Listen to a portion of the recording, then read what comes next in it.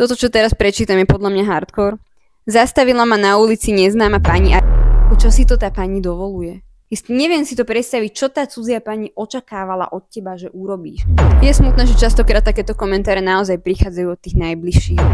Do slušnej spoločnosti komentovanie vzhľadu druhých ľudí naozaj podľa mňa nepatrí. Aj keď je tu tá sloboda slova. Toto je môj názor a niekedy tie slova od druhých ľudí môžu bolieť. A môžu bolieť viac, ako možno boli pôvodne myslené. Ahojte všetci, na Instagrame sme mali jedno Reels o Berenike z Rúže pre nevestu a o tom, aké hnusné komentáre jej píšu ľudia všelikde na internete. No a potom som dala výzvu, kde ste mi mali napísať, či ste sa aj vy stretli s nejakými nepríjemnými komentármi na svoj vzhľad. A bola som tak v šoku, čo všetko ste mi sem napísali, že som si povedala, že si to zaslúži dlhšie video ako nejaké jednoduché Instagramové Reelsko. Že si to prečítame a som zvedavá, čo na to poviete, pretože niektoré veci, čo ste mi tu napísali, sú podľa mňa naozaj príšerné. Tak poďme na to. Toto Reelsko nevidel, tak v skratke bolo o tom, že aké nenávistné komentáre píšu ľudia Berenike.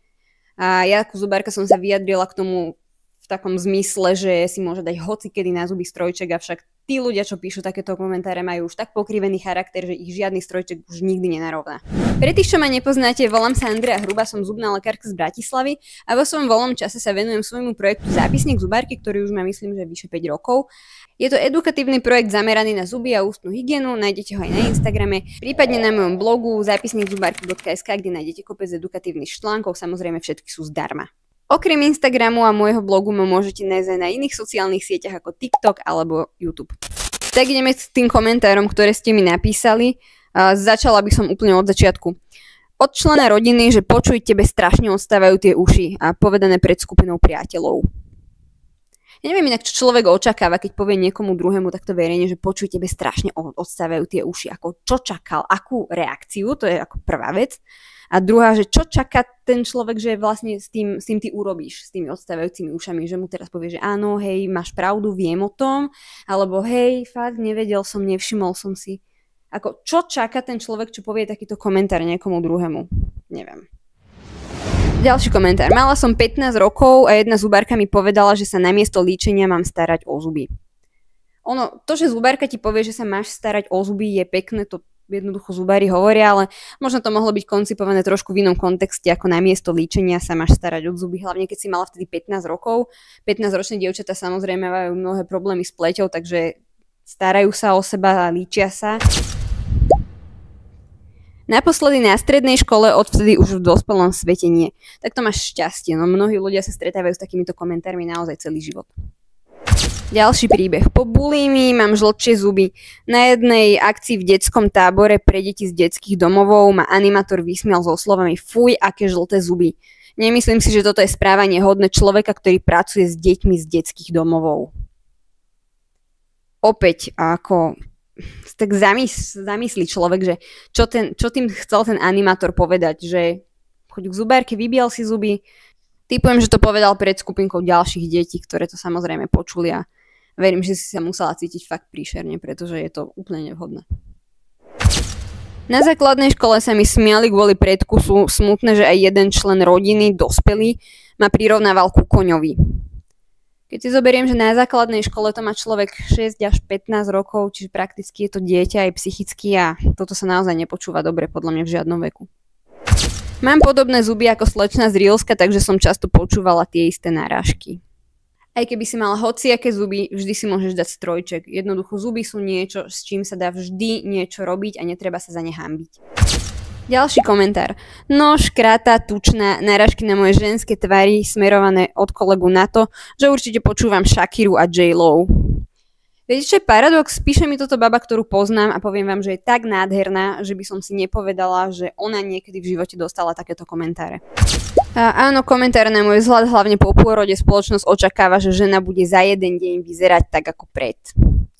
Myslím si, že toto nepotrebuje ďalší komentár. Mnohé ženy po pôrode sa s týmto stretávajú. Jednoducho, deň pred pôrodom počúvaš, aká si krásna a pár dní po pôrode, kedy konečne schudneš. Ideme ďalej, pôjdeme trošku rýchlejšie, pretože je tu toho viacej, takže niektoré len prečítam. Mám nadváhu, áno, viem, že je to problém a riešim to, ale tie necitlivé a nechutné poznámky ma ničia. Mám veľké prsia. Zaujímavé je, že to vedia nepríjemne okomentovať aj ženy. Človek by si možno povedal, že sa s takýmito komentárami stretávajú ženy s menšími prsiami, ale opak je pravdou. Myslím si, že s komentárami na náš vzhľad sa stretávajú naozaj všetky. Plná obývačka návštev a moja teta. Ty čo máš s tvárou? Nastalo ticho a všetci kúkali na moje pubertálne akné. Opäť netuším, čo teta chcela povedať. Toto sú myšlienky, ktoré, ak si myslíš, tak by mali ostať v hlave. Pretože keď ich povieš nahlas, môžeš niekoho uraziť. Nemyslím si, že všetko by sme mali hneď povedať ostatným ľuďom. Ono je pravda, že máme slobodu slova, môžeme verejne povedať čokoľvek, komukoľvek, aj keď sa s niekým stretneme, ale už len v rámci takej nejakej slušnosti a empatie si myslím, že nie je vhodné úplne všetko povedať druhým ľuďom a hlavne čo sa týka ich vzhľadu. Je to také nepríjemné, hlavne keď sa človek nejako narodil s niečím, narodil sa s nejakými ušami, s nejakým nosom.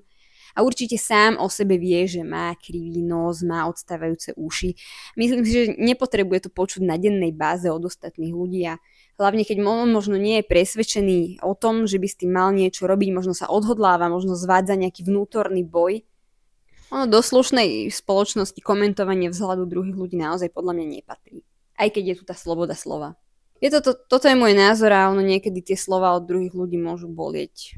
A môžu bolieť viac, ako možno boli pôvodne myslené. Ďalší komentár. Otázka typu nepribrala si? No nie, nemám doma zrkadlo, ďakujem, že si mi to povedala. Ďalšie komentáre na zuby, pleť, prsia. Mala som znamienko na tvári a niektorým ľuďom dosť vadilo. Paradoxne, keď som si ho dala odstrániť, nikto si to ani nevšimol. No tak to býva. Toto, čo teraz prečítam, je podľa mňa hardcore. Zastavila ma na ulici neznáma pani a radila mi, ako odstraniť znamienko na tvári, že je veľmi škaredé. Čo si to tá pani dovoluje?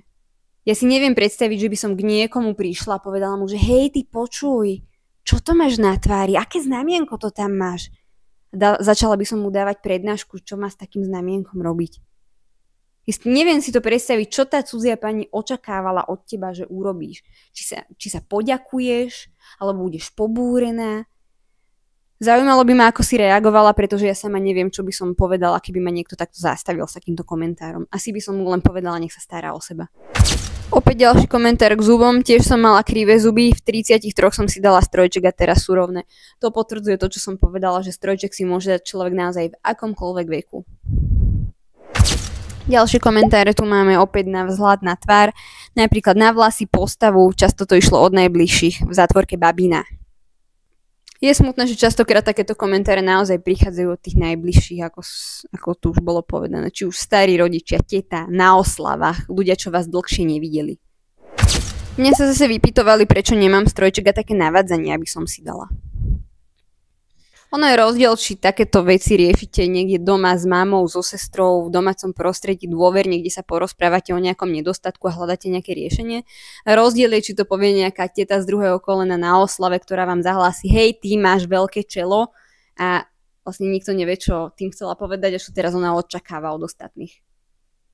Akurát takéto konštatovanie je podľa mňa veľmi trápne. Neustále posmešné náražky na moju hmotnosť od úplného detstva, neskončilo to ani v dospelosti. Ono, bohužiaľ, takéto komentáre už sa s tým stretávajú aj deti v škôlke. Sú tu ešte nejaké ďalšie komentáre, neprejdeme si všetky, pretože nás tlačí čas.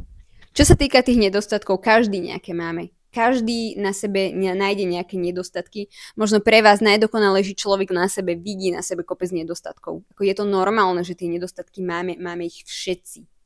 A to je to, čo nás odlišuje navzájom. To je to, čo nás robí krásnymi, jedinečnými. Keby sme boli všetci rovnakí, keby sme mali všetci rovné zuby, rovné nosy, keby sme mali všetci rovnakú postavu, tak by sme naozaj vyzerali ako cez kopírák. Každý má nejaké telo, každý sa narodil s nejakými zubmi, nejakými vlasami, každý má nejakú genetiku, každý má nejakú výšku. Mnohé veci na svojom vzhľade síce vieme zmeniť, mnohé napríklad aj nevieme. Takže pokiaľ niečo nevieme zmeniť, tak je zbytočné, aby sme sa nad tým trápili. Preto naozaj takéto komentáre hoďte za hlavu, takýchto ľudí nepočúvajte. Je to niečo, vďaka čomu ste jedineční a všetci ste nádherní.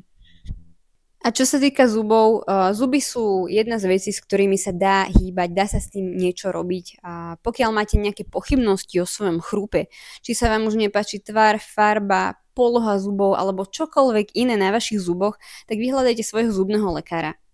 Ten vám navrhne, aké sú najlepšie možnosti a čo sa s tým dá a čo sa nedá robiť. Hlavne neskúšajte nejaké internetové a tiktokové trendy so zubami, pretože naozaj si môžete ešte aj ublížiť. Ak vás téma zuby zaujíma, tak mi dajte follow na Instagrame a pozrite si aj môj blog Zápisník zubarky, kde nájdete kopec článkov a budem sa na vás tešiť.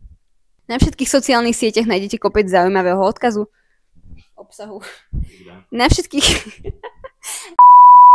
Na všetkých sociálnych sieťach nájdete kopec obsahu, tak ma nezabudnite sledovať a budem sa tešiť na vás na budúce, či už v Q&A alebo v nejakých komentároch pod videom. Tak ahojte!